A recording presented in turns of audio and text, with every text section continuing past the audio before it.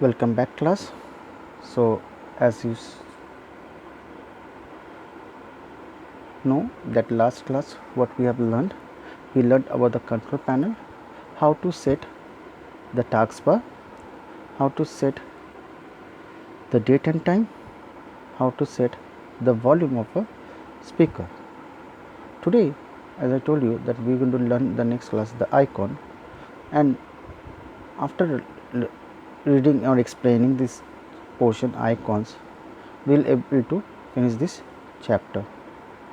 So, let us understand what is icon.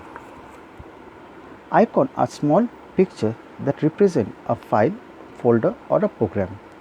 We can open any program directly by double clicking on its icon.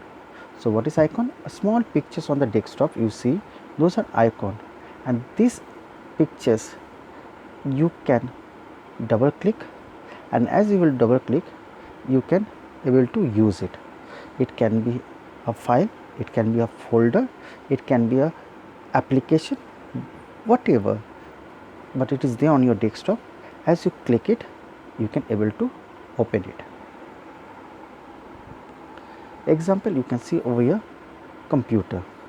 It display list of hard disk, CD drive and pen drive. For example, local disk C, double click on the drive to see the content in it. Next we have a recycle bin. It display the list of deleted files and folders. It acts as a dustbin for computer. So whenever you delete any files and folders, it doesn't delete, it's go and land it up in the recycle bin. It is there. If you want to delete it forever, then from recycle bin you can clear it out.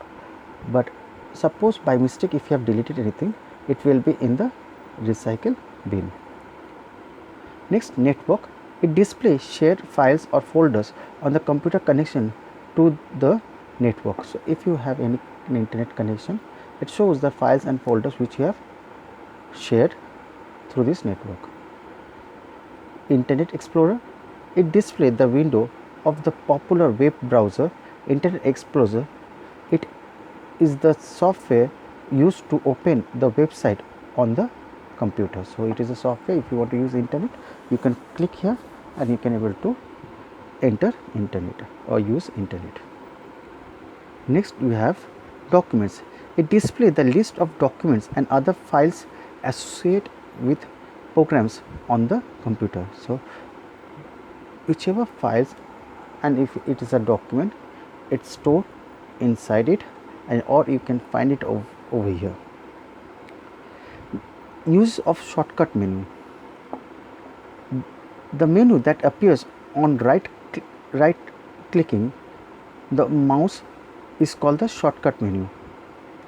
So when you click the right button of the mouse, a shortcut menu is opened. It is also called as context menu. It is also called the context menu and pop-up menu. So it is called the context menu or pop-up menu.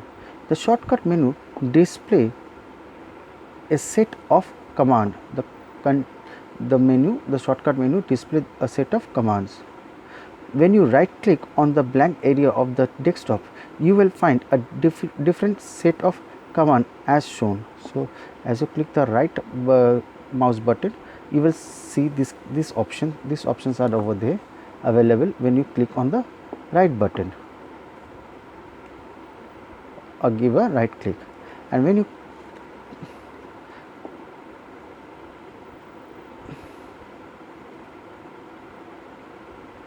you right click on the objects, you will find entirely different set of commands as shown. It's not right, it's left.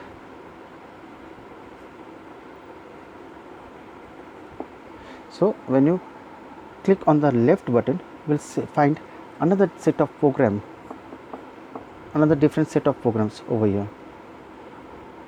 So these are the shortcuts menu which you will find if you click the left and the right button of the mouse.